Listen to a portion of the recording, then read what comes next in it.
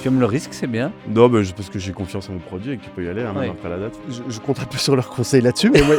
Parce que c'était une commande en 12 000 €. Et puis il a fait faillite, voilà. Et j'attendais un peu je sais pas, la bonne idée. Malgré que ce soit un produit typiquement belge, il y a très peu d'offres de gaufres en Belgique. Et salut tout le monde et bienvenue dans cette dernière émission Export Talk de l'année. On est avec Thomas ici, le boss de l'export à Bruxelles et chez Bruxelles. Salut Thomas. Salut. Alors aujourd'hui, sujet un peu spécial, on parle enfin d'alimentation. Yes. Pourquoi c'est important Parce que ça reste notre premier produit phare dans l'imaginaire collectif. Quand Barack Obama est venu à Bruxelles dans son mandat, il a dit « C'est tellement bien de venir dans un pays qui est célèbre pour les gaufres et la bière ». Le mec, il a tout compris. Exact. Et donc voilà, c'est ça qui... Voilà, quand tu dis la Belgique, l'export, tout le monde dit chocolat, bière, gaufre. Yes. Exactement, et donc aujourd'hui il y a des tout petits qui viennent de se lancer, des moyens qui ont déjà 4-5 ans, et puis les tout gros, donc c'est vraiment un panel très diversifié d'entrepreneurs bruxellois qui cartonnent en Belgique et à l'étranger, et voilà, bonne émission quoi. Bonne émission, tout à fait.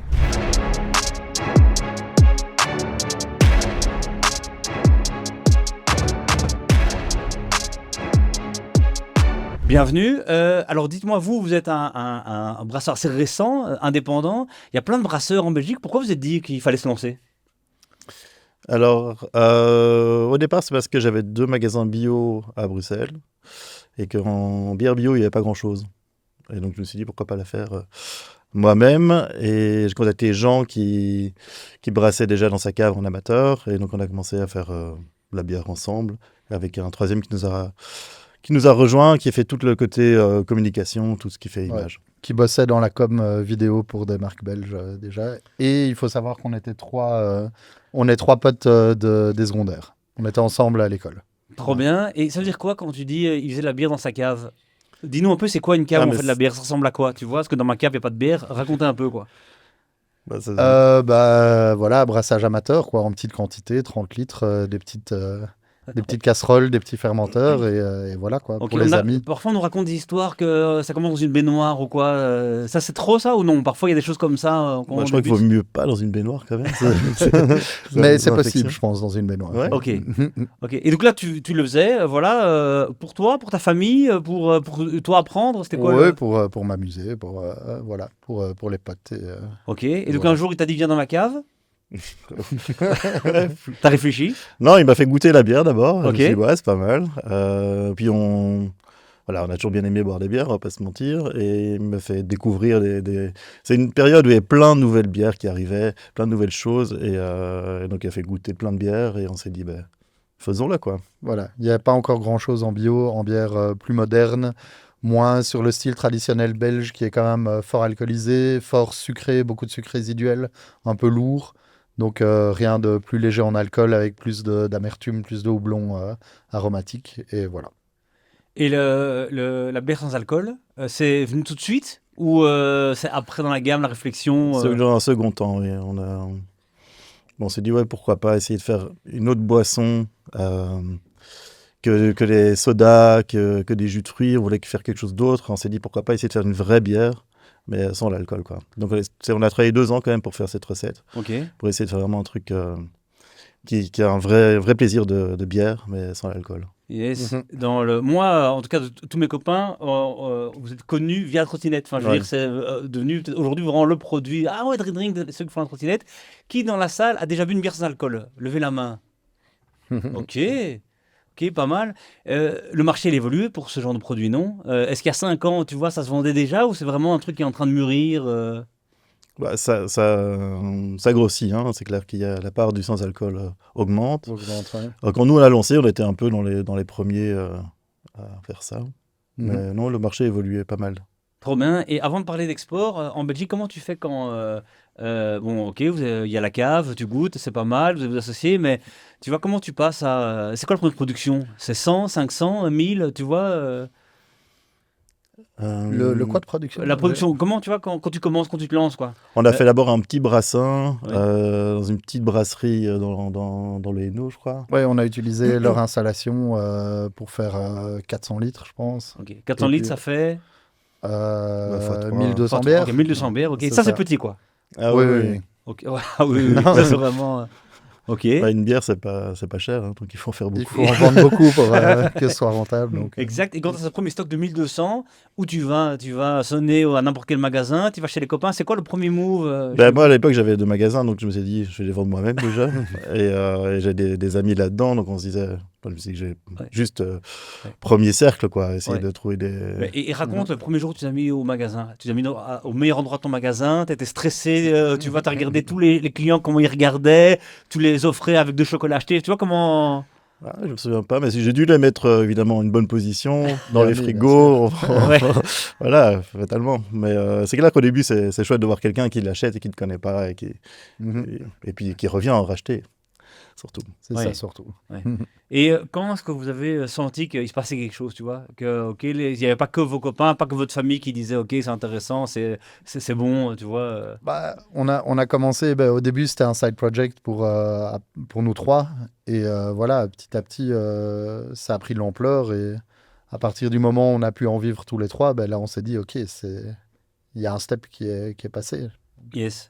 Et c'était quoi? C'était les magasins qui drivaient, c'était l'Oreca. Et qu'est-ce qui était au début Au début, c'était vraiment les magasins alimentation bio, parce que c'était Ouais, irrité le bio, d'abord. le secteur que je connaissais le mieux. Je connaissais tous les grossistes, tout ça, donc c'était plus facile pour moi, puisque j'étais client de base.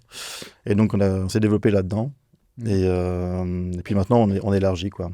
Donc, on est plus dans l'Oreca et dans les magasins conventionnels, on va dire.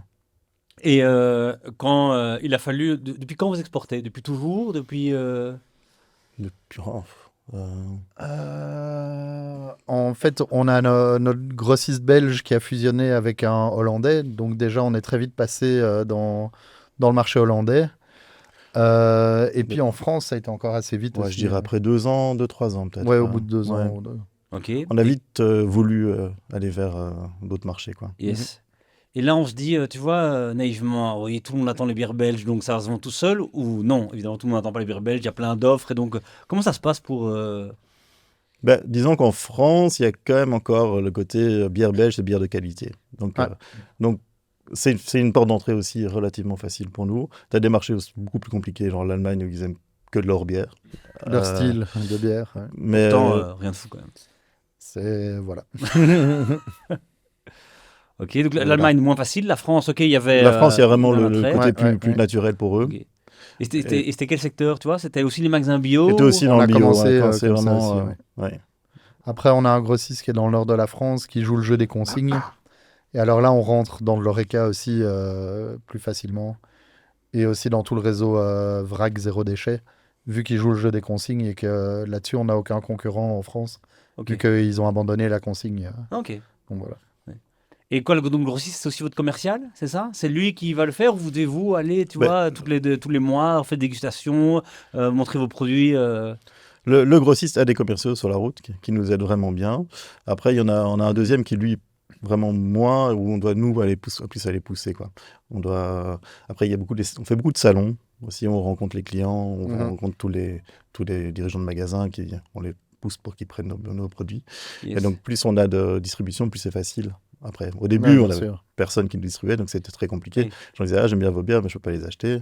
Et puis, petit à petit. Oui. Voilà. Et quand quelqu'un distribue, ça veut dire quoi? Ça veut dire qu'il achète à l'avance ou non, tu vois? Et s'il prend un risque financier, donc quelqu'un doit se dire, ok, il y a de la vente, comment ça se passe? Il prend un petit risque financier, mais au début, on peut lui envoyer une palette de nos références mélangées. Ça ne fait pas un gros risque pour lui. Et puis, il voit très vite, dès que ça prend, les volumes augmentent. Trop bien. Et en France, qu'est-ce que vous voyez comme différence par rapport à ici? Je sais pas, est-ce qu'ici c'est le bio qui achète le plus et en fait en France c'est l'Oreca qui... Tu vois, est-ce qu'il y a des différences comme ça de marché ou ça c'est similaire? Je dirais que c'est assez similaire. Ils consomment quand même moins de bière. Donc moi je m'attendais à certaines chaînes de magasins, je voyais le nombre de magasins, je me disais qu'on allait faire des plus gros volumes parce qu'ils consomment moins de bière, fatalement. Mais sinon, par ça, c'est assez similaire. C'est assez similaire. Ouais. Ok, donc facile ou quoi alors? Tout n'était une histoire de facilité, de succès. Non, c'est pas toujours facile. Non. Vous un peu nous amener vers des obstacles que vous avez dû vivre, tu vois. Par exemple, on vient de faire un salon il y a 2 semaines et où on a eu le grossiste qu'on voulait depuis 5 ans, quoi. Donc ça fait 5 ans qu'on le voit, qu'on lui présente On le le produit, travaille, qu'on qui fait va- oui, j'aime beaucoup, et puis qui commande pas, et puis il faut que j'arrive à revenir. Et oui, je me souviens de vous, oui, oui. Et donc, et cette C'est fois, vraiment enfin, taper sur le clou, Ok. ouais. avoir là- un peu de chance aussi. Et là, pourquoi il a craqué? Il en avait marre que vous veniez le voir Non, tu il a vois craqué parce qu'on avait convaincu un de ses clients, qui est une chaîne de magasins, Ok. et qui lui a dit c'est super, ça se vend bien. Donc il est venu chez nous. Ah, trop bien. Voilà, Ouais. ouais. Trop bien. Et c'est un grossiste pour la France ou c'est un autre pays France entière, France ouais. entière. Ouais. Mais c'est le plus gros, donc on est content. Ok.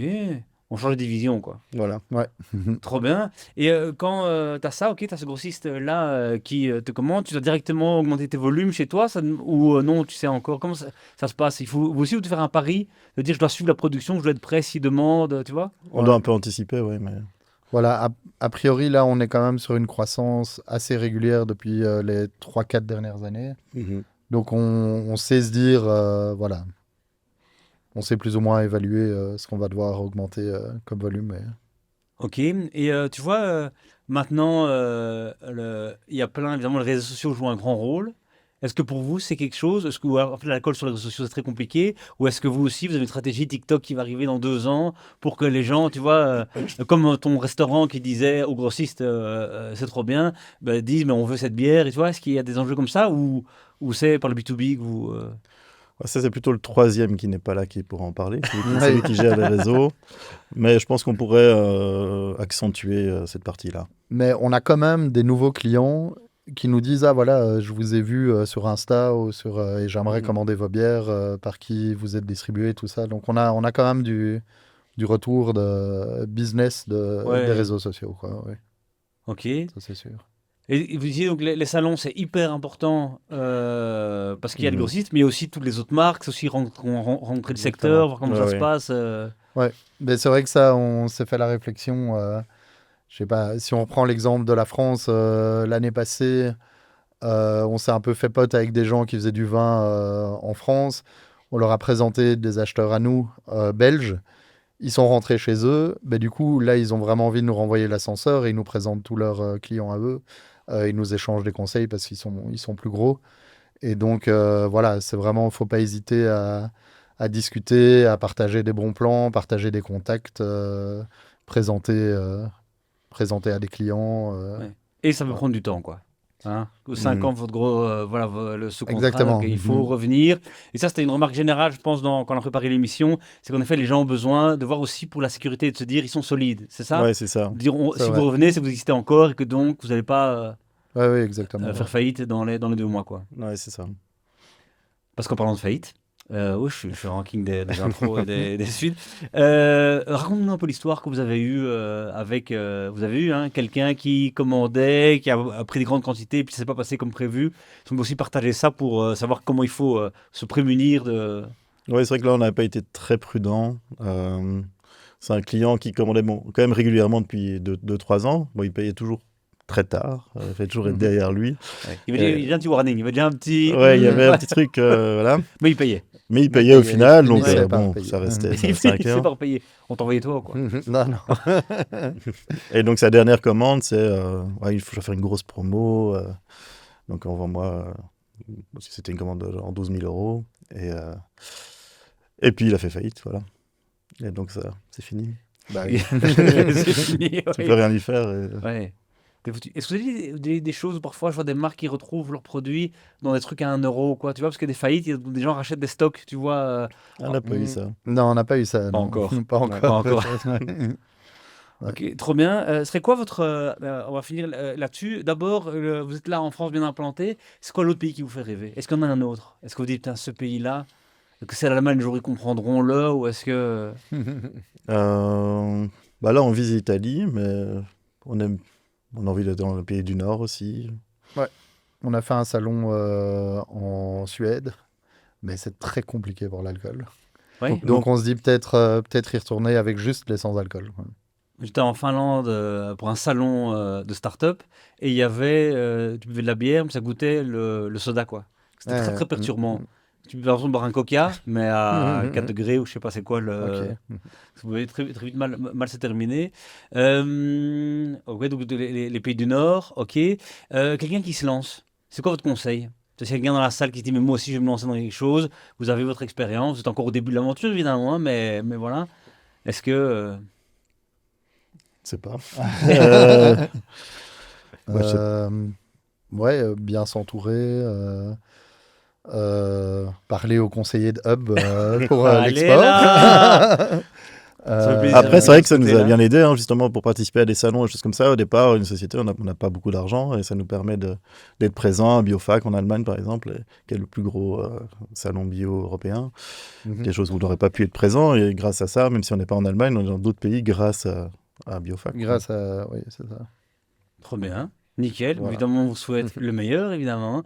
Racontez-nous un peu, très vite, pas très vite, non, prenons le temps. La trottinette, BMX, c'est quoi la spécificité? C'est quoi le truc Mais du coup, on a en partant de droite, une blanche à pied. Donc, c'est pas une blanche traditionnelle belge. Moi, c'est un style que j'aime pas trop, la blanche normalement. Donc, il y a de la coriandre, de l'écorce d'orange. C'est parfois un peu lourd, un peu sucré. Donc là, c'est une blanche parce qu'il y a du froment. Mais voilà, on a pas mal de houblons aromatiques. On a une petite touche de raisin blanc avec un style de houblon.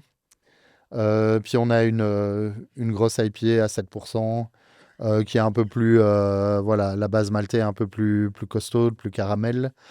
On a des touches de fruits rouges, aussi avec les houblons choisis.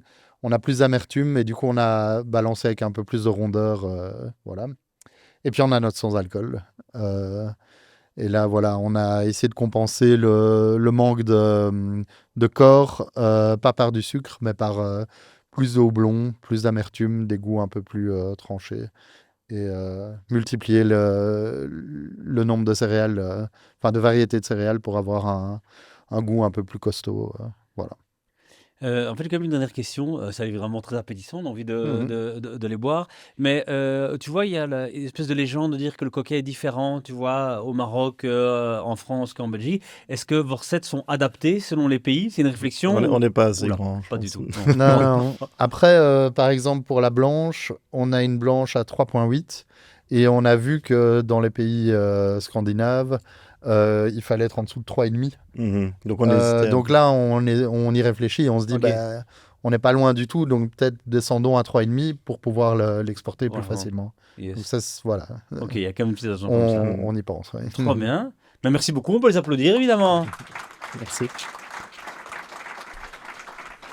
Est-ce que c'est pas plus facile de brasser quand la quantité est plus importante?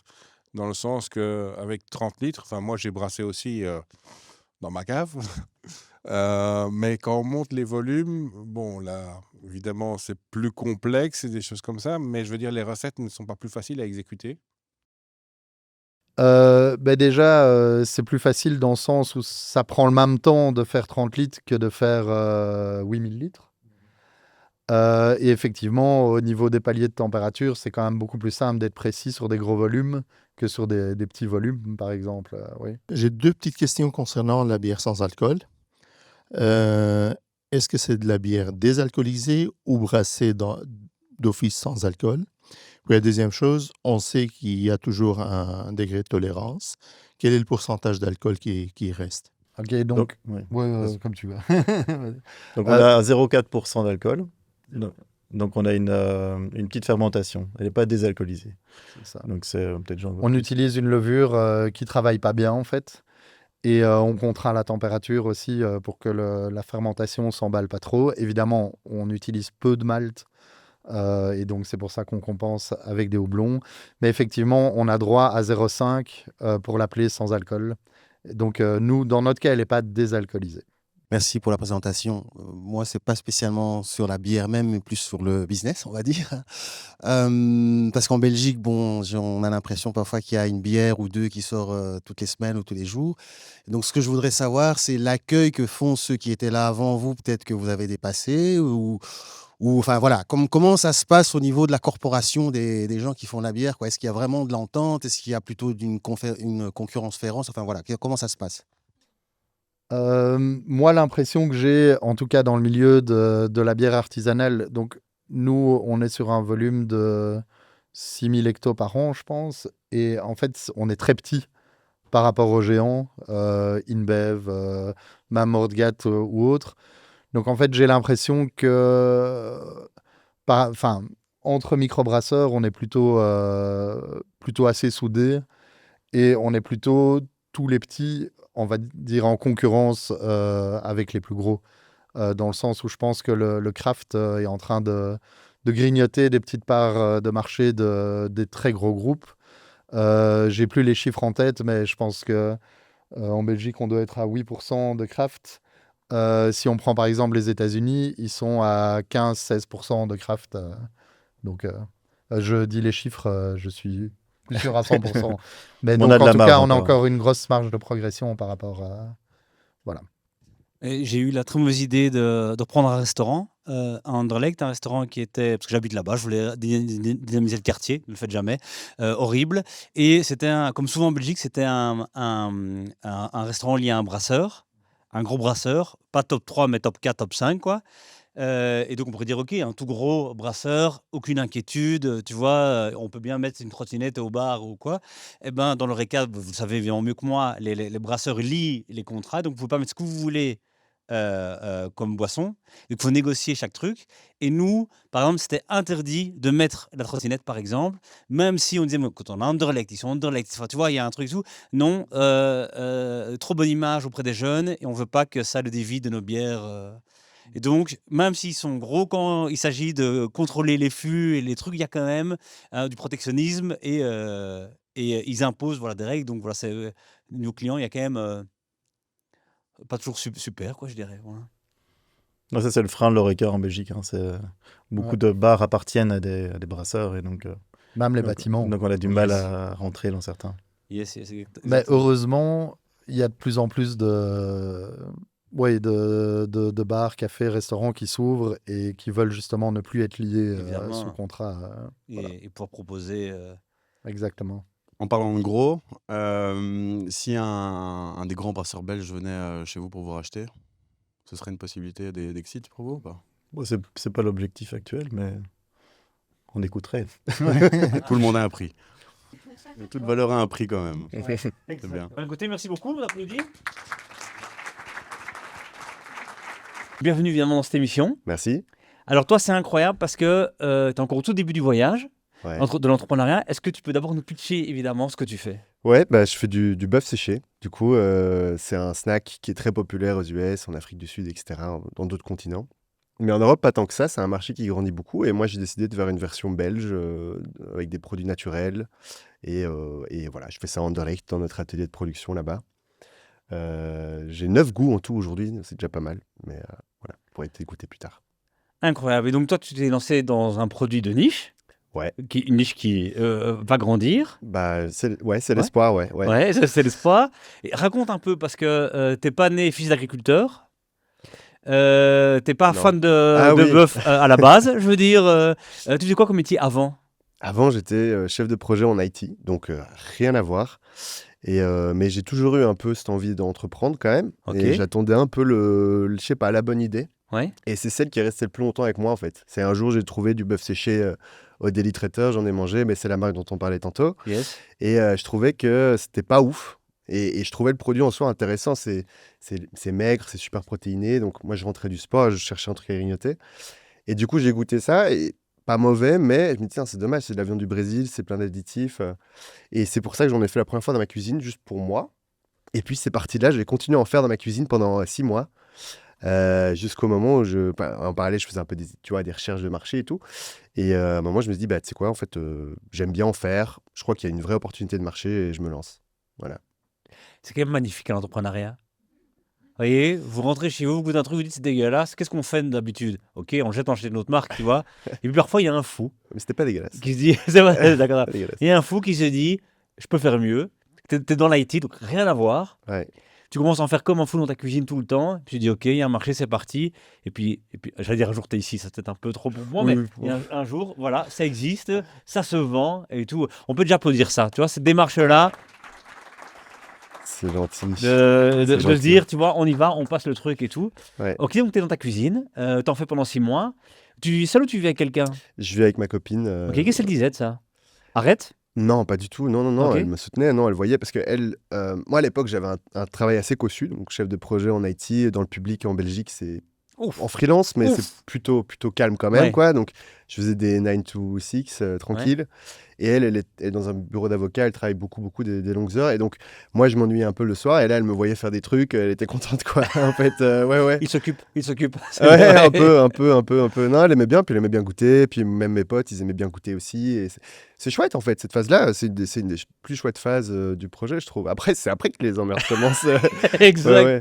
Et donc un jour, quand tu retournes chez tes collègues, ils se doutaient un peu de quelque chose. Tu sentais parfois un peu Ouais. le bœuf quand tu arrivais au travail le matin. Non, mais j'en parlais, quoi. Ok. Je disais, ouais, je fais du bœuf séché, c'est un produit, c'est cool. Et puis, Non, mais raconte. Quand tu dis ça à ton bureau, les gens disent vraiment c'est cool ou t'as quand même parfois des petits silences, tu vois?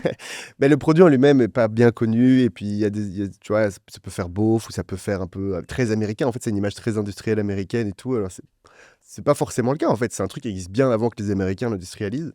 Mais du coup, oui, bon, bah, voilà. Mais après, moi, j'ai beaucoup parlé avec un de mes collègues qui, lui, en faisait aussi chez lui. On a pas mal échangé et du coup, bah, non, j'avais un peu mon soutien au boulot de ce projet, quoi. Ouais, mais aucune honte d'en parler. Enfin, je pense qu'il faut en parler le plus possible partout, en fait, tout le temps. Yes. Ouais. Incroyable. Et donc, voilà. Et un jour, tu vas voir ton boss ou les RH et tu dis c'est parti. Ouais, bah après, mon taf en question était cossu, tranquille, mais Ouais. je l'aimais pas plus que ça. Enfin, Ouais. c'était vraiment un truc, voilà, ça payait bien et c'était confortable, mais Ouais. c'était pas ma passion. Donc déjà, de base, j'étais un peu en mode, bon, ça va s'arrêter un jour. Ouais. Et là, c'était un peu pour moi aussi une opportunité. En fait, j'adore ce truc. Je crois qu'il y a un marché. Mon taf, voilà. Ouais. Et ouais, je démissionne. Bon, il n'y a pas eu de réaction. Ouais, bah, essaye de passer à mi-temps. Tu peux pas passer à mi-temps? Bah non, en fait, non. Non. Bah non. Ok, Non. trop bien. Trop bien. Le jour où tu quittes, il y a quand même. T'as un peu peur quand même, tu vois? Parce qu'il y a les grandes envies. Alors, et après, non. le jour où. Non, le jour où tu quittes, non. Le jour où j'ai quitté, j'étais trop content, mais il y a beaucoup de naïveté, de trucs comme ouais, ça va aller très vite, ça fait 2 ans et demi que je suis occupé. On n'est pas arrivé du tout, tu vois. Ouais. Donc, non, c'est le jour où tu quittes, t'es très content, mais c'est par après où tu te dis, ah ouais, en fait, j'ai peut-être fait un Une truc. connerie. Peut-être, ouais, mais bon, après, c'est une connerie, t'apprends, tu fais des rencontres, c'est chouette aussi, tu vois, c'est pas vraiment, je qualifierais jamais ça d'une connerie, tu vois, même si ça rate. Ouais, Mais ouais, parfois tu dis, waouh, j'aurais quand même bien fait de rester dans mon taf tranquille. Ouais. C'était bien quand j'appuie sur un clavier tout le temps. Voilà, c'était- Ok, et donc raconte la première grande étape. Ok, donc tu quittes ton travail, c'est déjà une grande étape évidemment. Ouais. C'est quoi après tu dis, ok, j'ai créé une gamme, une marque, il faut packager, il faut le faire à quelque part, tu vois. Ouais, bah ouais, dans l'alimentaire, tu dois trouver un endroit de production, Ouais. tu peux avoir un agrément AFSCA, tu dois développer une marque, un packaging, tu dois développer les recettes, tu dois probablement créer un site web aussi. Il y a pas mal d'étapes. Après, Toi, tu vas faire quoi de tout ça, toi? bah, je fais à peu près tout, hein, à ce stade-là. Au Et- début, tu fais tout. Donc, les Yes. 6 premiers mois, c'est ce que je fais. De juillet à janvier, je fais que ça. Donc, je Ouais. crée la marque, le premier packaging. Il faut pas croire que tout est parfait, mais tu crées déjà un premier truc, un premier site web, etc. Et puis voilà, 6 mois plus tard, bah, je commence à d'abord ouvrir mon site web. Et donc là, c'est des amis, la famille qui achètent, etc., qui soutiennent un peu. Et puis par la suite, bah, je vais un peu sur la route. Donc, j'ai pas été, je pense, au magasin bio de Pierrick, mais c'est un endroit où j'aurais pu me retrouver, où je vais parler, bonjour, le gérant est là, oui, ok, bah super, voilà, j'ai un nouveau produit. Ouais. Et tu vends comme ça, tu fais tes premières ventes comme ça. Et Mais, puis après, attends, mais là, j'aimerais bien qu'on reste un peu là-dessus parce que ça commence là l'export. Hein. C'est où tu vas dans des magasins où les gens ne te connaissent pas, tu vois. Tu vas affronter des gens qui sont parfois très sympas. Quand c'est Pierrick, et après une longue journée, peut-être un peu moins, tu vois. non, il est Non, sympa. mais et les gens n'ont pas le temps, ils sont sursollicités, tu vois. Raconte-nous quand même ces premiers rendez-vous. Parfois ça se passe bien, parfois un peu moins bien, tu vois. Ouais, bah, de mon expérience, c'est beaucoup l'énergie que tu donnes. Si tu arrives et que tu as une très bonne vibe, entre guillemets, c'est un peu abstrait, mais en vrai, c'est un peu ça. Si tu arrives et que tu es de bonne humeur, les gens, ils ont envie de t'écouter, te donner un petit peu de leur temps. Et puis, il faut être très concis, très précis, faire goûter. Dans l'alimentaire, c'est essentiel. Yes. Et après, bah, ça arrive beaucoup de fois que tu arrives, bonjour, le gérant là, non. Bon, bah, ok, bah, je vais repasser, tu perds un peu de temps, mais bon, c'est comme ça, ça fait partie Tu avais du jeu. choisi tes magasins au hasard, tu sais ce qui était près de chez toi ou... Ouais, Bruxelles, près de chez moi. Ouais, un peu les épiceries qu'on connaît. Puis après, c'est Des beaucoup de débuts. bouche à oreille aussi. Donc, une fois Ouais. que tu crées une relation avec 1, 2, 3, Mm. le troisième, il va dire, bah tiens, mais va voir un tel là-bas. Ouais. J'ai eu ça beaucoup dans le milieu du CrossFit où ça fait vraiment partie de mon premier petit réseau que j'ai créé. C'est beaucoup les salles de sport de CrossFit. Ouais. Et là-bas, il y a des gérants très sympas qui m'ont dit, mais va voir un tel là-bas, enfin, un tel là-bas. Donc, Ouais. il y a beaucoup cette dimension-là aussi, un peu de réseau, bouche à Ouais. oreille. Qui Tu te rappelles du premier magasin qui t'a pris? Qui a dit... Bah, c'est le petit Mercado. Ok. Tout premier. Ouais. Petit Mercado à Saint-Gilles, Pia et Mano, je pense. Très sympa. Dépôt ou ils te l'ont acheté? Je crois que c'était Dépôt au tout début, que je recommande pas, mais bon, j'ai fait Dépôt au tout début. Et puis après, après une ou deux commandes, j'ai dit, bon, bah maintenant, on fait achat, revente, quoi. Maintenant, t'achètes quoi. Ouais. Incroyable. Et ok, tu nous disais quand on préparait l'émission qu'à un moment, tu t'es un peu emballé et tu as créé trop de marques. Tu t'es dit, je vais faire Trop de 65 produits. goûts. Trop de produits. Trop de Ouais. produits, pardon. Ouais. Ouais, carrément. Bah, c'est un peu l'erreur que j'ai fait cette année. Tu vois, un peu, on est en fin d'année, il fait une petite rétrospective. Et oui, j'avais 3 goûts de base. Donc un teriyaki qu'on voit là, puis j'ai un goût un peu piquant et un carbonate flamande. Et Un en plus, carbonate flamande. ouais, Ça, c'est déjà pas magnifique, cette histoire. une marinade de Qui a envie chili de le bleu, goûter? poivre, moutarde. Ouais. Ouais, Ceux qui lèvent pas la main, vraiment, vous pouvez partir de cette soirée. Vous n'avez rien à faire ici. Carbonate flamande, Merci. incroyable. Quel génie. Génie, j'irai pas jusque-là. Mais du coup, voilà, donc j'avais cette gamme de base jusqu'à, je dirais, mars. Et puis, j'ai pété un câble. J'ai créé 6 produits en un coup. Ok. Donc, j'ai fait 3 nouveaux produits sans sucre, sans gluten, brandés un peu plus pour les sportifs. Et puis, j'ai fait une collab avec les Commandos belges, qui, en fait, depuis quasiment le début, mon plus gros partenaire, en fait. Et ils voulaient un produit à eux, et donc on a fait une collab. D'ailleurs, on en voit un des sachets là aussi, le goût un peu, le côté un peu militaire et tout. Incroyable. Donc ça raconte un peu, ils ont un centre, c'est ça? Ouais, ils ont un centre d'entraînement. Donc, en effet, tous les gens, tous les militaires spécialisés, paracommando, parachutistes, etc., ils passent par le centre de formation paracommando près de Namur, à Marche-les-Dames. Et donc là, c'est un grand centre avec des formations. Je pense par formation, il y a 200 candidats et à la fin, il en reste 50, je pense, je sais pas. Ouais. Mais du coup, là-bas, tous les jours, ils reçoivent, ils ont des formations, des trucs. Ils reçoivent un food pack avec des trucs à manger qui leur donnent des protéines, des calories, etc. Et voilà, je me suis retrouvé là un peu par hasard, vraiment. Et comment tu t'es retrouvé là? Comment on se retrouve au centre des paracommandos de mais Marche-les-Dames? vraiment par hasard, c'est-à-dire que j'ai une amie qui part au ski, je lui file des sachets de mes produits, comme ça. Elle prend des photos sur les pistes, et puis il se trouve que dans son réseau, elle a la nutritionniste des paracommandos. Ouais, par hasard. Et du coup, après, on discute par DM Insta, et puis on s'appelle, et puis je vais sur place, et puis ils aiment bien, et puis ça commence, voilà, comme ça que ça se passe. Et ça t'est meilleur client maintenant, non? Ouais. C'est pas incroyable cette histoire, on applaudit à ça, tu vois là. Allez, Tu vois? on applaudit. Quand on commence parfois sur, tu vois, il y a eu un feeling, tu dis putain, je me lance et tout, et tu bosses, et parfois c'est dur, et puis parfois t'as des trucs incroyables comme ça, comme. C'est incroyable, bah oui, c'est Ouais. beaucoup de chance. Et Ouais. jusqu'à donc créer une marque avec pour eux, quoi. Ouais, on a 3 goûts en collab ensemble, et eux le vendent aussi. En fait, ils font beaucoup de salons, quand ils ont beaucoup de petits stands sur des salons, des trucs. Et donc, ils vendent un peu mes produits aussi, ouais. Mais ils vendent plein de produits, hein, mais ils vendent aussi les meilleurs, du coup. Cette histoire est vraiment folle. Voilà. Toutes les histoires sont folles, mais vraiment que les paracommandos aident le business, ça, Ouais. ça fait plaisir. Mais je suis très fier de ça, franchement. Bah, évidemment, non, je ça, c'est comprends. Là maintenant, c'est ton nouveau branding, ça? Alors, oui, j'ai refait aussi mon branding cette année. Ouais. C'est une grosse année, hein. C'était une année full apprentissage, je dirais. Ouais. Donc, sur les 9, parce qu'on parlait des 9 produits, je kill finalement 6 produits, je pense, sur les 9. Et je vais me retrouver juste avec un classique, un teriyaki, un piquant et un barbecue. Et c'est un peu la nouvelle offre que je lance. Donc les 9, ça s'arrête. C'est 4 goûts différents, plus simples, plus compréhensibles. L'idée, c'est de faire quelque chose de beaucoup plus facile à comprendre, en fait. C'est un produit déjà un peu compliqué, donc un truc plus simple à comprendre. Et aussi, au niveau du branding, là, j'ai un branding qui est très joli, qui a été fait par des gens de grande qualité, mais dont c'est pas la spécialité forcément de faire des packaging alimentaires. Et il répond pas à sa fonction première, je trouve. C'est-à-dire que on comprend pas exactement ce que c'est. Donc, on voit la marque, elle est mise en énorme, on voit Toff, on voit le goût teriyaki, mais Oui.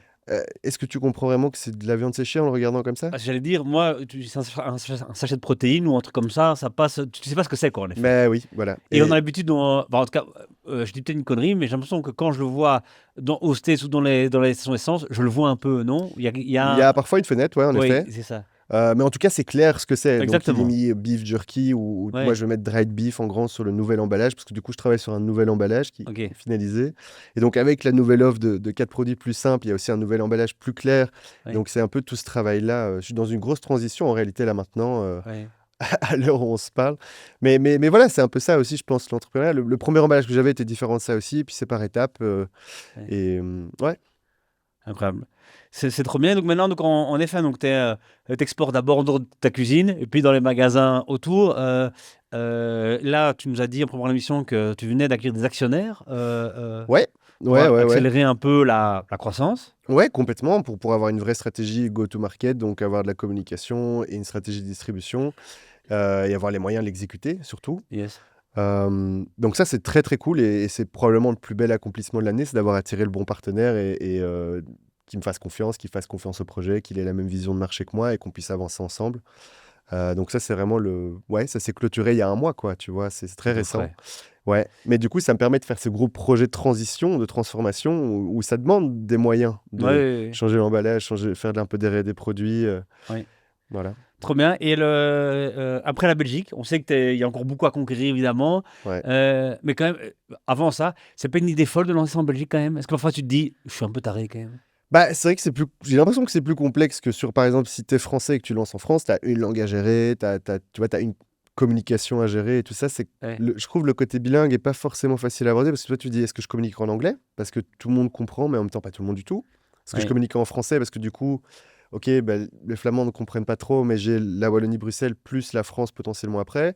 Donc c'est vrai que ça, c'est un peu une complicité en Belgique qui est pas forcément, enfin que un Français n'a pas s'il est en France, par exemple. Oui. Mais clairement, le marché français pour moi, c'est le suivant, c'est celui sur lequel j'aimerais me développer le plus vite après la Belgique. Mon objectif, c'est d'abord la Belgique, la distribution belge, et puis après la France très rapidement. Ouais.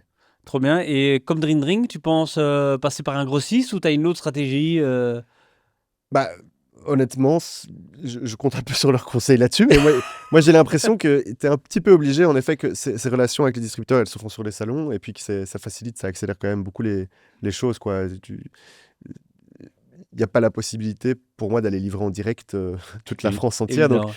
si tu as un partenaire local qui a une réputation, un réseau, etc., et qui n'a pas des conditions qui t'écrasent trop, alors je pense que c'est tout bénef de le faire, ouais. Ok. Ouais. Est-ce qu'on peut finir où tu nous parles de ton meilleur goût et pourquoi c'est le meilleur dans tout ce que tu as? Bah, alors, moi, mon préféré, c'est le smoke chili que vous ne voyez pas ici, malheureusement. Mais c'est un piment fumé. T'as tout mangé, il reste plus rien. Il n'y a plus rien. Ouais. Non, mais j'ai 9 goûts, donc ça aurait pris toute la table, ça aurait pas été possible. Ouais. Mais c'est celui-là mon préféré. C'est un goût un peu fumé, piquant, un peu barbecue presque en fait. Mais celui que les gens préfèrent en général, c'est le teriyaki. Voilà. Donc, À fond. voilà, vous connaissez tous le teriyaki, j'imagine. Sésame, gingembre, ail, un peu de sucre, tout ça. Voilà. Oh là là, Soja. Ouais. ça donne envie, quoi. Ça donne envie, non? Et dire qu'on doit attendre la fin de l'émission, nom de Dieu. Trop bien. On va évidemment applaudir ce trajet. Bravo. Bravo pour ça. Merci beaucoup. Est-ce que quelqu'un a une question? Alors, j'ai 2 questions en fait. Quel est le prix de vente de d'un paquet de bœuf séché Toff? Le format que vous voyez ici, du coup, c'est le format 80 grammes qui est vendu à 10 € en gros. Puis un format 35 grammes qui est vendu à 5 €. Mais le grammage en lui-même ne dit pas grand-chose. Donc, pour avoir 100 grammes de viande séchée, il faut 250 grammes de viande crue, entre guillemets. Et donc, c'est pour ça que ça en fait un produit très apprécié par les sportifs parce que ça condense tous les nutriments de la viande de bœuf dans un beaucoup plus petit format, plus facile à consommer. Voilà. Donc, il y a genre 60% de protéines dans un sachet comme ça. Mais du coup, voilà, pour répondre à votre question, 10 € ce format-là et puis un plus petit 5 €. Et ma deuxième question, c'est est-ce que tu vends en ligne? Bon, je suppose que oui, si tu as un site web. Oui. Et est-ce que tu as pensé pour exporter à des marketplaces comme Amazon, par exemple? Oui, oui, tout à fait. Dans la stratégie pour l'année prochaine, justement, c'est un des potentiels revendeurs. Après, je suis encore aux prémices. On a priorisé un peu les différents marchés et tout ça, les différents canaux de vente. Mais ça en fait partie. Voilà, j'ai pas encore décidé. Je connais pas encore les conditions. Je sais pas malheureusement vous renseigner sur qu'est-ce que ça prend comme marge, c'est quoi les trucs auxquels on s'engage. Mais en tout cas, il faut s'y intéresser, il faut s'informer là-dessus. Ouais. Merci. Avec plaisir. D'abord, c'est un parcours impressionnant, c'est très très chouette. Et je crois que tu as bien défini la chose. Il faut, pour être entrepreneur, de toute façon, il faut un bon grain de folie. Donc ça, c'est la première chose. Et d'après ce que je comprends, tu l'as eu. Donc ça, c'est chouette. Et puis après, c'est Fears and Tears, quoi. Donc c'est beaucoup de travail, un peu de talent, de la chance. Voilà, c'est toute une recette comme ça. Et des fois, il y a une chose qui dure plus que l'autre. Mais en tout cas, ici, effectivement, pour pouvoir exporter, tu es au bon endroit et avec des bonnes personnes. Et je t'invite, en tout cas, à faire des salons à l'international et t'inscrire au salon et faire des rencontres pour trouver des distributeurs et t'aider à développer ça. Voilà. Félicitations pour ton projet. Je voudrais demander sur la réglementation. Est-ce que la bureaucratie t'a beaucoup embêté, le contrôle, les inspections, tous les... AFSCA Pour l'alimentation, c'est plus compliqué que pour un autre produit, non? Oui, pour l'alimentation, oui, clairement. Donc, l'alimentation, il y a l'AFSCA, en effet, qui impose... En fait, il faut savoir, dans l'AFSCA, il y a 3 niveaux, de ce que j'ai compris, mais ça peut être un peu nébuleux, mais il y a autorisation, enregistrement et puis agrément. Et moi, vu que je travaille de la viande, je suis dans le niveau le plus élevé, donc dans l'agrément. Et là, à ce moment-là, il faut remplir un dossier administratif d'une 40aine de pages où on décrit tout le processus. Il faut des plans de l'établissement, donc avec les flux, etc. Donc, c'est un dossier, ça peut être un travail un peu lourd. Et après, ils ont du temps pour le valider, puis ils viennent l'inspecter. Puis ils peuvent donner des remarques, ils peuvent revenir, etc. Donc, en fait, on ne peut pas se lancer comme ça. Donc, il faut d'abord avoir une autorisation qui peut prendre un peu de temps. Et ensuite, en effet, il y a les inspections. Et donc, ça, c'est en fonction de la taille. Donc, si on est plus petit, on a moins d'inspections. On en a 2 par an. Si on est plus grand, on en a 4, il me semble. C'est en fonction du nombre d'FTE. Et oui, ils viennent à l'improviste. Mais bon, bah, voilà, on le sait, c'est la Sky. Il faut être de façon carrée dans ces processus. Et puis, ça fait partie du jeu, entre guillemets. Ouais. Mais c'est pas trop lourd, je trouve, non. Je trouve que c'est bien. Et je trouve aussi que les inspecteurs... Bah, je suis désolé de le dire. Non, mais... Allez, l'admin pourrait être mieux, évidemment, mais c'est pas de l'AFSCA que je me plaindrais. C'est plus plutôt de... Voilà. Non, pas Bruxelles non plus. Ouais, enfin bref. Mais en gros... Au niveau AFSCA, moi j'ai rencontré des inspecteurs qui aident beaucoup en fait, qui dirigent, qui donnent des conseils, qui disent ah oui ça c'est bien, c'est vrai, on pouvait faire ça tout à fait, c'est une bonne idée, mais encore mieux ce serait peut-être de faire ça et ils guident en fait. Donc non, moi j'ai pas du tout cette image de l'inspecteur qui il applique à la règle, pas du tout, non, pas du tout, ils sont assez sympas. Petite question, est-ce que par souci d'inclusivité et parce que d'autres concurrents le font, est-ce que vous êtes halal et est-ce que vous comptez l'être si vous l'êtes pas? Alors bonne question, c'est une question qu'on me pose régulièrement. Alors, c'est pas parce que j'ai envie d'exclure des gens, c'est pas un souci d'inclusivité à mon égard, c'est plus un souci de qualité et de croyance personnelle, dans le sens où une de mes valeurs principales dans le projet, c'est l'origine de la viande et surtout la manière dont elle a été élevée et son bien-être, en fait. Et sans rentrer dans un débat de croyance, parce que ça me concerne pas du tout, mais dans le bien-être, il y a aussi la manière dont elle est abattue. Et ça, au niveau halal, je pense que c'est des rites, voilà, je ne vais pas rentrer dans les détails, mais qui ne correspondent pas à ces valeurs-là. Et donc, simplement pour ça, je ne ferai jamais de halal. Voilà. Merci beaucoup, on peut t'applaudir. Merci beaucoup. Merci beaucoup. Merci beaucoup. Merci évidemment d'être venu aujourd'hui. Plaisir, merci pour l'invitation. On voit ta marque là, ta très belle gaufre, la vraie gaufre belge. C'est ça.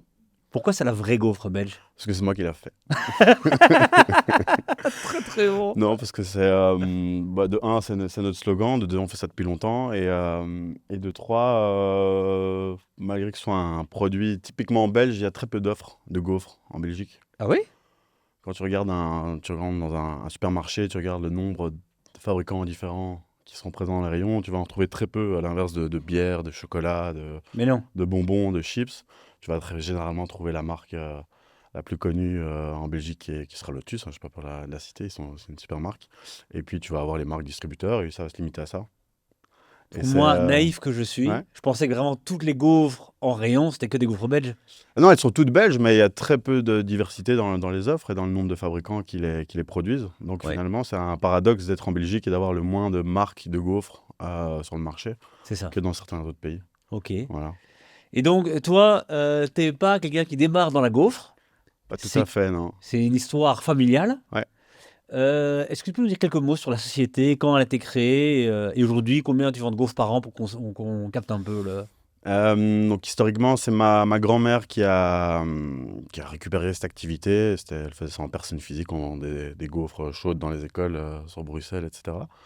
Et puis... donc juste, il y a une époque où... À l'école, on livrait les gaufres chaudes. Donc on livrait les gaufres chaudes dans les écoles Quelle époque de merde dans laquelle on vit maintenant. Ouais, non. Alors, bon, si on a arrêté ça, c'est de ma faute, parce que j'ai dit, bon, il y a un moment, il faut arrêter. Non, c'est vrai, il n'y a pas assez de marge ou quoi? Non, ça devenait compliqué à gérer, parce qu'il fallait emballer des gaufres chaudes, il fallait les emballer dans D'accord. des On morceaux. peut le huer quand même, s'il vous plaît? Ou tous les enfants qui ont perdu leur rêve, une vie incroyable qu'ils avaient. Tiens, une sodexo qui donne le cancer. Ah oui, la gaufre chaude, non, désolé. Fabrizio a demandé qu'on arrête. Presque. Ok. Mais non, ça devenait compliqué à gérer logistiquement parlant. Et donc, moi, j'ai encore livré des gaufres chaudes il n'y a pas si longtemps que ça, finalement. Ah. Et donc c'est comme ça que ça a démarré. C'était assez local. Et voilà, c'était le joyeux bordel familial. C'est la petite entreprise familiale avec un peu tout le monde qui mettait la main à la pâte. Compta sur une feuille. Ouais, quand il y avait une feuille. Et quand il y avait quelqu'un au bureau, surtout. Quelqu'un au bureau, ouais.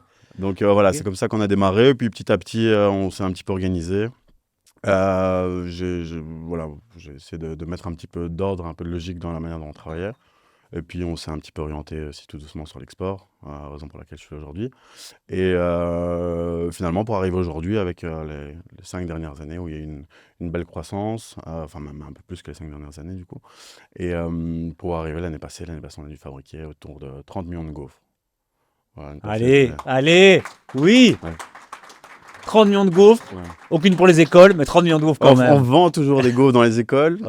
C'est encore restreint, mais on le fait encore, mais plus chaud. Donc du coup, maintenant, ça c'est terminé. Elles sont plus chaudes, elles sont froides. C'est que j'ai envie de revenir à cette période-là. Mais après, tu peux les mettre au micro-ondes et ça marche très bien. Je pense que c'est un peu moins charmant que la proposition. Ouais, au final, tu la mets au micro-ondes, puis tu la vends. Tu dis qu'elle a été faite chaude et ça marche. Sinon, mais ça marche bien au micro-ondes. Ok, donc 30 millions de gaufres, vous êtes combien pour faire 30 millions de gaufres, tu vois Aujourd'hui, on est 20. Ok. On est 20 personnes, ouais. On est 20 personnes, on est 17 en production et 3 au bureau. Donc on n'est pas tant que ça en admin. Ok, c'est encore une petite équipe recette. Ouais, on reste une entreprise familiale. Ouais. Tu produis encore pour l'instant à Bruxelles. On est toujours basé à Bruxelles, à Berchem-Saint-Agathe. Ouais. Est-ce qu'il y a une odeur sympa? Ou est-ce que, tu vois, est-ce que quand les voisins, comme le boulanger, on sent la gaufre Du coup, pour ceux qui connaissent un petit peu Berchem et le bas de Berchem-Saint-Agathe, là où on est situé, l'odeur de gaufre, elle est très répandue dans le quartier. Ouais, ça, et les gens aiment bien ou comme partout, il y a des gens nerveux? Non, ça va, on n'a pas trop de plaintes. Ça sent toujours la gaufre, c'est dégueulasse. De toute façon, ceux qui se plaignent, on delete les emails. On n'a pas le temps de traiter évidemment, ça. Je suis bête. Donc, non, globalement, franchement, ça se met bien. Trop bien. Et donc, ce que tu nous racontes, c'est l'histoire de quelqu'un qui a créé le business, qui était ta grand-mère, et il y a eu un export qui a commencé. Ça a commencé quand? De chez elle? C'était tes parents? En fait, du coup, pour continuer un tout petit peu l'historique, donc ma grand-mère fait ça de manière assez limitée, je veux dire, en termes de taille. Puis finalement, ma maman et ma tante, elles rentrent un peu par nécessité dans l'affaire, puis ça continue à vivoter de cette manière-là. On a la chance d'avoir un client qui, lui, cherche quelqu'un pour vendre des gaufres, et lui, il a l'âme d'un exportateur. Et ça devient une espèce de commercial indépendant qui vend tout doucement nos gaufres à l'export, mais ça reste très limité. Et puis on a de l'export, de l'export de proximité, je veux dire. Donc on a quelques clients qui se développent en France, en Hollande, mais ça c'est par le biais de la proximité entre les deux pays. Donc voilà, mais donc au début ça se fait très naturellement. Il n'y a pas vraiment de stratégie qui se met en place pour faire de l'export, etc. Il n'y a pas vraiment de stratégie tout court non plus chez nous à ce moment-là. Oui. Puis voilà, moi j'arrive, je suis né dans la gaufre, il faut dire ce qu'il y a, mais donc j'arrive avec un esprit un tout petit peu plus organisé, avec une bonne trempe entrepreneuriale aussi. Et donc je dis ok, bon, les portes qui s'ouvrent à nous, elles sont quasi toutes dirigées vers l'export. Et comme je le disais tout de suite, le marché belge, c'est un marché qui est finalement pour la gaufre assez cadenassé. Et donc c'est à l'export qu'il y a une carte à jouer, quoi. Donc on a à ce moment-là orienté un petit peu les échanges et les recherches vers l'export au travers de foires commerciales, grâce à Hub notamment, etc. Après, le premier salon qu'on a fait, on ne le fait pas il y a si longtemps que ça. Je crois que ça fait maintenant 6 ans, je pense. Ok. La première fois qu'on se pointe à l'étranger pour aller sur un salon vendre nos gaufres, c'est il y a 6 ans. Donc et tu viens quoi? Des gaufres, des flyers, ça c'est quoi Non, là tu prends une place grâce à Hub, là en l'occurrence, et on se retrouve à... C'était en Angleterre, je pense d'ailleurs, et j'avais rencontré Monif d'ailleurs là-bas. Et donc j'appelle Hub, je me mets en relation avec Hub parce qu'à ce moment-là, moi je connais rien, les générations avant moi sont pas spécialement calées dans la partie commerce, etc. Donc je creuse un petit peu, je dis tiens c'est quoi ce truc Hub, machin. Puis finalement on peut t'aider, et puis de fil en aiguille, il y a un salon qui se présente en Angleterre à ce moment-là. Ok. Donc je convainc tout le monde en interne aussi, parce que moi on me dit ouais, qui se fait foutre à l'étranger. Ouais, dépenser la thune. Pas que ça à faire, il faut payer un hôtel, machin. Ouais. Donc à ce moment-là, je dis mais non, en plus en Angleterre, à ce moment-là, on commence à développer une clientèle, etc. Okay. Donc je dis non, c'est une bonne chose de le faire. Et puis c'est comme ça qu'on met un pied dans les salons à ce moment-là. Et puis finalement, on se rend compte que ça ramène du contact, ça ramène, ça fait grossir le carnet d'adresses. Et puis tu te dis que finalement, c'est pas si mal. Puis finalement, tu as un client qui commence à t'acheter des gaufres parce que tu as été sur un salon. Tu dis, ok, tu commences à avoir le retour sur investissement finalement de ton temps et de ton argent aussi. Ouais. Donc il y a pas le mythe de je signe un contrat sur le salon devant la caméra, ça non. Après, il y en a peut-être qui ont vécu, j'en connais qui là-bas on dit non aussi chez Dream. J'en connais qui diront ouais, t'as signé combien de containers sur ton salon? Moi ça m'est jamais arrivé personnellement, je crois pas que ça m'arrivera un jour, mais c'est pas cette manière, j'ai pas cette vision du salon, ça c'est plutôt les salons de bric-à-brac où tu vas vendre le nouveau nettoyeur de tasses révolutionnaire. C'est pas ça qu'on fait. Nous, voilà, on présente le produit, on rencontre plein de gens, des gens intéressants et moins intéressants. Je rejoins ce que Jean disait tout à l'heure, c'est que tu peux rencontrer un mec une année et tu peux peut-être, si tout se passe bien, commencer à lui vendre des produits 4 ans plus tard ou 5 ans plus tard. Mais par contre, il t'aura vu chaque année au même salon. Tu vas le revoir chaque année. Il y a un lien qui va se créer. Et puis, un jour, il aura besoin d'un produit qui ressemble au tien, ou peut-être même ton produit. Et il va dire, attends, le mec là qui faisait des gaufres, le grand là, comment il s'appelait? Et bam. Et puis ça se met comme ça. Et au fil du temps, tu tisses un peu.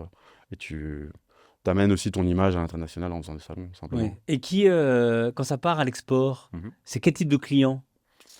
Ouf, c'est assez varié. Mais chez toi, t'es deux plus gros, quoi. Nous, ça va être de l'importateur, importateur-distributeur, grosso modo, c'est ça. Donc, c'est une personne qui te représente dans un pays. Et ça, je pense que c'est assez important d'avoir.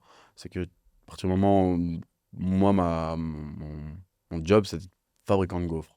Oui. Alors, j'ai la casquette de vendeur aussi, mais il y a un moment, même si je fais des salons, même si je voyage, etc., tu dois avoir des gens sur place pour connaître les législations, pour faire le relais avec les clients sur place, pour chercher de nouveaux clients sur place, etc. Donc, à moins que tu deviennes une énorme structure et que tu puisses te permettre d'ouvrir des bureaux dans chaque pays, avoir un importateur sur place, donc c'est un client indirectement. Et c'est quelqu'un qui, lui, achète déjà, il préachète ou il a peut-être déjà des magasins? Ça dépend, tu as plusieurs formes d'importateurs. Tu as l'importateur qui a déjà une structure, qui vend plein de produits. Un de ses clients un jour lui dit, tiens, tu sais me vendre des gaufres. Il cherche sur Google vendeur de gaufres, fabricant de gaufres, il tombe sur toi, il t'appelle, il te dit j'ai besoin de gaufres. Et puis tu dis, écoute, moi dans ton pays, j'ai rien. Donc, je te permets d'importer mes gaufres et si moi j'ai une demande... Mais il faut la quantité alors, par exemple. À ce moment-là, il faut... Après, de nouveau, tout va dépendre de... L'importateur aura une taille proportionnelle à ta taille aussi. Donc ça veut dire qu'au plus ta société, ta fabrique est grande, peu importe que tu fasses des gaufres ou un autre produit, plus ton importateur sera grand aussi. Oui. Mais je vais ouvrir un nouveau pays pour vous. Je dois commander combien de gaufres? Tu prends combien? Non, ça dépend. Nous, on va, à mon niveau aujourd'hui, je vais essayer d'avoir un importateur avec des KPI qui sont déjà à un certain niveau. Il est bien installé, quoi. Donc je vais regarder, je vais lui demander voilà, quel est son chiffre d'affaires, quel est son portefeuille client, quelle est sa stratégie commerciale aussi. Et puis on va établir une stratégie commerciale ensemble pour le développement de nos produits sur son territoire. On va mettre généralement une durée aussi de test. Parce qu'à un moment, il peut te vendre du rêve, et puis au bout d'un an, tu vois qu'il n'a pas vendu une gaufre, et tu dis, écoute, copain, qu'est-ce que tu es en train de faire? Mais parce qu'au final, ça reste le but du jeu. Et parfois, tu peux avoir un plus petit à qui tu n'auras peut-être pas donné sa chance, et qui finalement va 2 fois plus se bouger. Donc, il faut toujours à un moment donné créer du lien, et avoir de l'humain dans ton histoire pour que ça puisse fonctionner, mais il faut un peu de bol aussi. Mais tu essayes de cadenasser au mieux. C'est sûr que tu vas essayer de mettre toutes les chances de ton côté pour avoir un importateur qui a déjà un réseau, qui a déjà quelque chose d'établi, quoi. Ouais. Je veux dire un truc très insultant. Dis-moi. Ne quitte pas le plateau. Mais on peut avoir l'impression qu'on n'est pas derrière, qu'une gaufre, c'est une gaufre, quoi. C'est quoi ton argument, toi? Comment je suis importateur, comment tu vas me vendre ta gaufre? Pourquoi la tienne est vraiment géniale? Pourquoi c'est la vraie? Pourquoi Déjà, ça reste, malgré que c'est un produit assez mainstream et qui est déjà, en tout cas dans le public ici, tout le monde connaît les gaufres.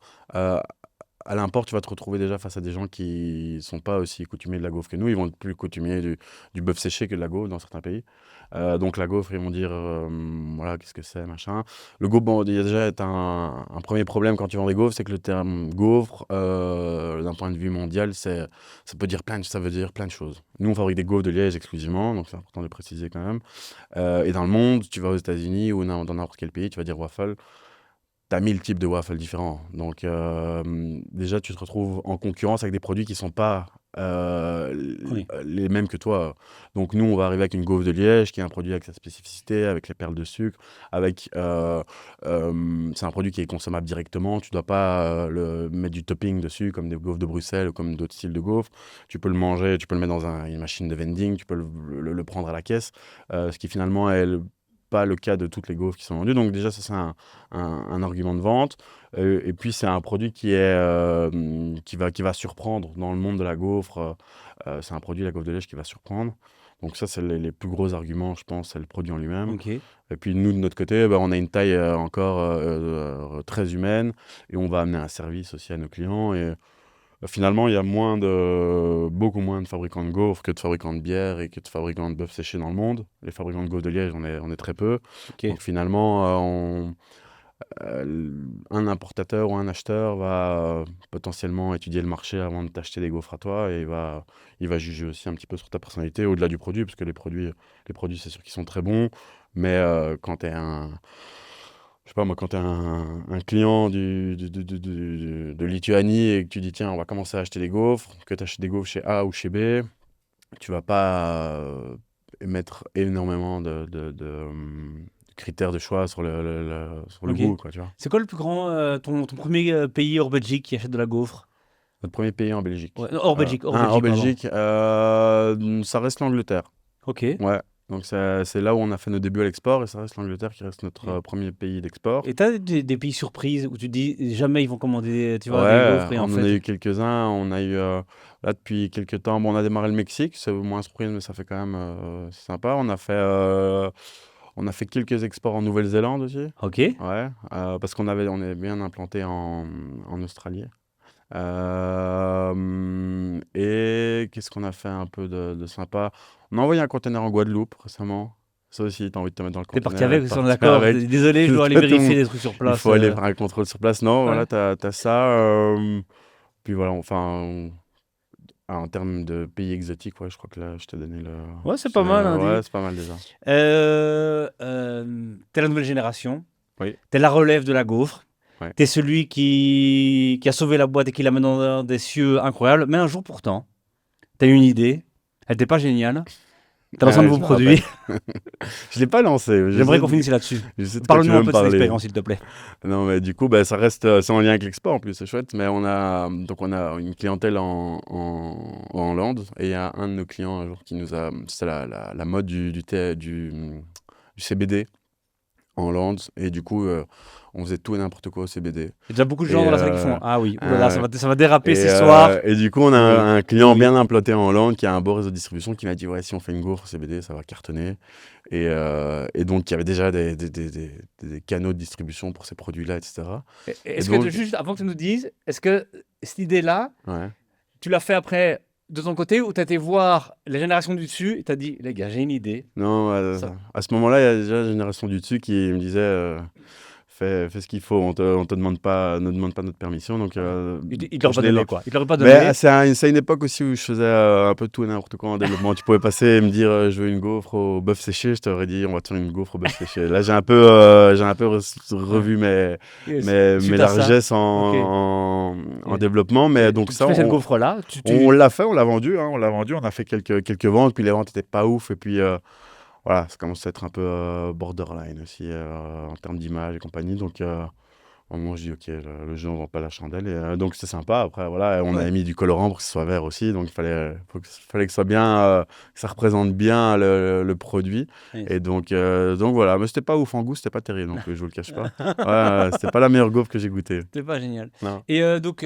contrairement aux autres, tu es beaucoup plus loin dans l'export parce que ta société a beaucoup plus d'années au compteur. C'est quoi, toi, ton prochain défi? Là, tu es dans 30 pays, il y a 30 millions de gaufres. Enfin, c'est déjà un chiffre énorme. C'est quoi ton défi, là, maintenant? Mon défi, maintenant, il est en Belgique. Mon défi, il est en Belgique. C'est qu'aujourd'hui, on doit développer nos infrastructures qui sont devenues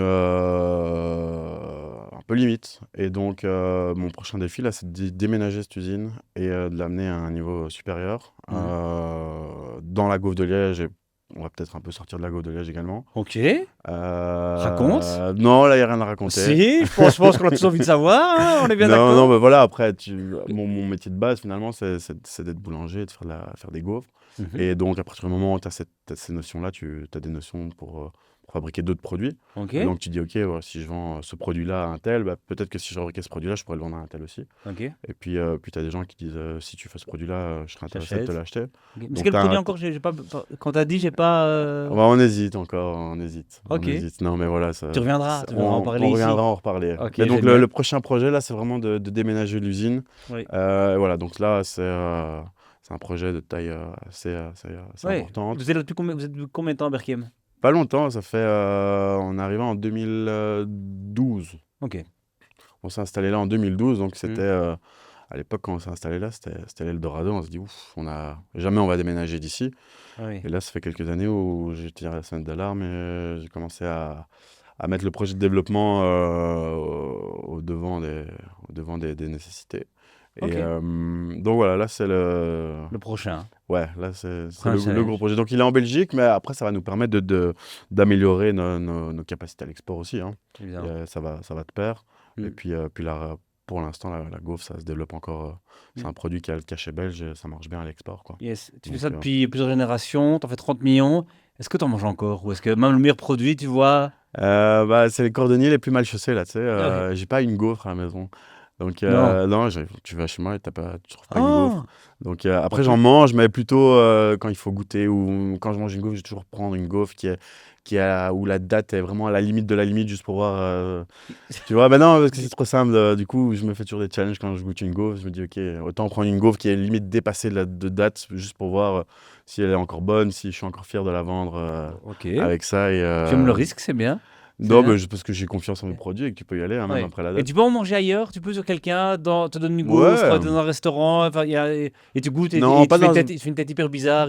Non, pas dans un restaurant, mais par contre, je vais aller faire des courses dans un supermarché, genre une autre gaufre de Liège qui est vendue ou un truc que je connais pas, je vais l'acheter. Ouais, j'aime bien. Mais c'est toi la meilleure.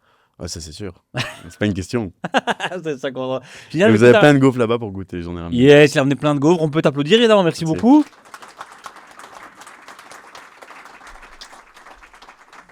Est-ce que vous avez une question? C'est quoi le shelf life? Ambiance, c'est 12 semaines, mais on fait beaucoup de surgelés. Donc, le 3/4 de nos ventes sont faites en surgelé, surtout pour l'export. Et à ce moment-là, on va jusqu'à 18 mois. Parce que Nouvelle-Zélande, je ne sais pas comment est-ce que tu livres. On surgèle, on met dans un conteneur frigorifique et ça a acheminé, toute la logistique est surgelée. Bonsoir. Moi, ma question, c'est donc... Pour augmenter les volumes, est-ce que vous avez donc développé l'automatisation de la chaîne de production? Oui, tout à fait. Donc après, c'est des choses qui se font par étapes, je pense, entre ceux qui démarrent et puis quand tu as démarré, tu vois que tu commences à toucher le plafond, tu dis OK, on va acheter une nouvelle machine pour faire dans le même espace plus de produits. Ça, c'est la deuxième étape. Donc, tu t'automatises. Automatisation n'est pas toujours synonyme d'augmentation de capacité de production, mais en général, ça aide. Et puis, une fois que tu as augmenté tes capacités de production, il faut parfois dédoubler tes lignes de production pour continuer à augmenter ta capacité de production. Ouais. Et donc, ça va être la stratégie. Et donc, ça, c'est la stratégie naturellement aussi. Et c'est d'où le besoin d'espace. Voilà. C'est le dédoublement de lignes de production. Ouais. Merci, félicitations pour votre entreprise. Merci beaucoup. Je voulais savoir pour des pays qui sont en dehors de l'UE, par exemple, si vous êtes là-bas, quelle est votre stratégie des paiements par ce pays et comment vous faites-vous pour vous assurer des risques liés à l'exportation? Alors, notre stratégie à nous, ma stratégie à moi, c'est paiement d'avance. Ça marche, C'est la meilleure stratégie, de toute façon. Il n'y a pas une gaufre qui passe la porte si elle n'est pas payée. En dehors de la Belgique, allez, et quelques pays européens, voilà. Mais c'est assez rare qu'un nouveau client puisse... Enfin, ça n'arrive jamais. Je fais paiement d'avance, c'est le strict minimum. Après, bon, il y a des formules qui existent aussi pour se couvrir, dans le cas où on veut prendre des risques. Il y a des assurances, etc., qui sont disponibles pour ce genre de cas. Mais même dans le cas d'assurance, on n'est jamais à 100% à l'abri. Donc, à partir du moment où quelqu'un de sérieux en face veut acheter vos produits, ben, c'est qu'il a la capacité déjà de payer d'avance. Voilà. À moins que lui-même est dans le gambling et qu'il veuille prendre un risque avec du crédit. Mais voilà, c'est pour ça que nous, on fonctionne que comme ça. Merci pour la présentation encore une fois. Merci. Tu parlais du Brésil tout à l'heure, de l'Angleterre, qui est sorti de l'UE pour le coup. Oui. Et donc du coup, tu es quand même dans un business où il y a quand même pas mal de régulations, puisque ça touche quand même à l'alimentaire. Donc moi, je voudrais savoir, avec une équipe de 3 personnes dans l'admin, comment vous faites pour vous assurer que vous êtes en phase avec les différents pays dans lesquels tu peux exporter? Je travaille beaucoup d'heures. Ça, c'est déjà la première réponse. Ça dépend. Ça dépend. Après, je sais pas si je vais être super objectif en répondant à cette question. J'allais dire, c'est pas si compliqué. Dans le sens où, par exemple, on va reprendre le cas de l'Angleterre avec le Brexit qu'il y a eu il y a quelques années maintenant. D'ailleurs, je pense que la première fois que je suis venu, enfin la seule fois d'ailleurs, je suis venu avant faire une émission avec Thierry, c'était par rapport au Brexit. Et en fait, à l'époque, il y a des réglementations qui se mettent en place. Tu les étudies une première fois, tu regardes comment ça fonctionne. Généralement, que ce soit pour le Brexit, pour l'Angleterre, là, en l'occurrence, ou pour d'autres pays, généralement, les demandes vont être les mêmes. Que tu exportes en Angleterre, que tu exportes aux États-Unis ou que tu exportes au Brésil, généralement, tu vas avoir une base commune de documents à devoir fournir pour l'export. Donc au final, tu sais que d'office, il y a un export, il y a tel et tel document qui doivent être fournis avec la marchandise. Et parfois, par pays, tu vas avoir une spécificité, comme, je sais pas moi, un certificat quelconque. De nouveau, il y a une importance là. Ok, donc il y a certains pays où il y a des réglementations sur les produits. Et de nouveau, là, il y a une grande importance à l'importateur. L'importateur va aussi amener sa connaissance. Nous, on fait beaucoup d'ex-work aussi, on fabrique beaucoup à la marque de nos clients, donc la part de responsabilité va être limitée aussi. Et donc, à partir du moment où quelqu'un, on parlait de pays un peu plus exotique, ou en tout cas moins courant, il y en a un que j'avais oublié de mentionner, c'est la Jamaïque, dans laquelle on a envoyé un conteneur il y a un mois en Jamaïque. Et notre client a eu quelques difficultés finalement à importer son conteneur, en tout cas à débloquer le conteneur sur place, parce qu'il y avait un manque de renseignements de sa part sur l'administratif à l'import en Jamaïque. Nous, on n'était pas concernés directement, parce que nous, on a vendu Ex-Work. Moi, généralement, j'essaie de conseiller au mieux aussi les clients, peu importe le pays, pour qu'ils aient le maximum d'outils à leur disposition pour se renseigner sur les nécessités dans le pays dans lequel ils veulent importer. Mais généralement, c'est leur job. Donc moi, je leur dis, voilà, minimum, tu auras besoin de ça, ça ou ça. Après, en Belgique, on a des outils aussi, notamment, je pense que c'est sur le site de la Chambre de commerce de Bruxelles, ou de Hub, j'ai un doute, mais où par pays d'exportation, il y a les documents, en tout cas, il y a une espèce de petit mode d'emploi par pays sur ce qu'il faut pour pouvoir exporter dans tel pays. Si vraiment il y a un doute supplémentaire, on peut encore s'adresser aux attachés commerciaux dans les pays en question. Donc il y a un tas d'outils à notre disposition. Et puis c'est toujours le premier container qui est compliqué à exporter. Et le deuxième, une fois qu'on a fait le premier, on a noté ce qu'il faut. Le deuxième container, c'est plus simple. C'est toujours le premier pas qui est le plus compliqué. Sorry, my French is not that strong. I'm curious if there is a concern about the recipe of your product, and if there is a concern, how you address these among your employees, or if you are not worried at all, or if you are worried about your recipe, how do you protect the recipe? No, I have to be honest. I have full trust in my colleagues, and we are too small also to think about these things. And yeah, there is no real secret about the recipe of Belgian waffle. So everyone has his own recipe. You're gonna remove this or add a little bit of this, but basically it's not a Coca-Cola where nobody else can do the same. So no, everybody has his own recipe, and not so worried about someone There's giving no my secret recipe. about No, it's not a real milk, one. egg, and what? What? Milk, egg, sugar. Yeah, that's it. Yes. That's it. And my little finger also.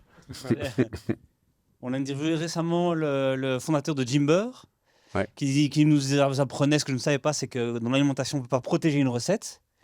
Et que donc ça l'emmerdait parfois, qu'évidemment des concurrents naissent très vite, et qu'il avait des appels de labos belges qui lui disaient c'est la 10e fois en 2 mois qu'on envoie ta bouteille pour tester et voir ce qu'il y a dedans, quoi. Ça a dû le flatter, ça. Et donc j'imagine que maintenant, une gaufre, si on veut savoir, on peut évidemment corrompre tes employés, mais on peut l'envoyer en labo. Et tu pourrais, pour une gaufre, typiquement, tu peux, pour un produit comme le sien, tu peux l'envoyer au labo pour détecter un ingrédient que tu n'aurais pas soupçonné qui est repris dans le produit. Ouais. Et dans une gaufre, le labo, le seul truc qu'il va pouvoir te dire, c'est OK, il y a des œufs, il y a du lait, il y a de la farine. Ouais. Mais il ne va pas pouvoir te dire il y a combien de farine, combien de litres d'œufs. Et pas encore. Tu vois, pas encore. Et encore, je ne crois pas que ça arrivera parce qu'il y a un dessèchement du produit aussi. Donc, What is your biggest market now? UK. Still UK for the moment. Yeah. And where is the growing market? Eastern markets. Yep. So, yeah. Un tout grand merci. Est-ce qu'on peut applaudir, évidemment? Merci beaucoup.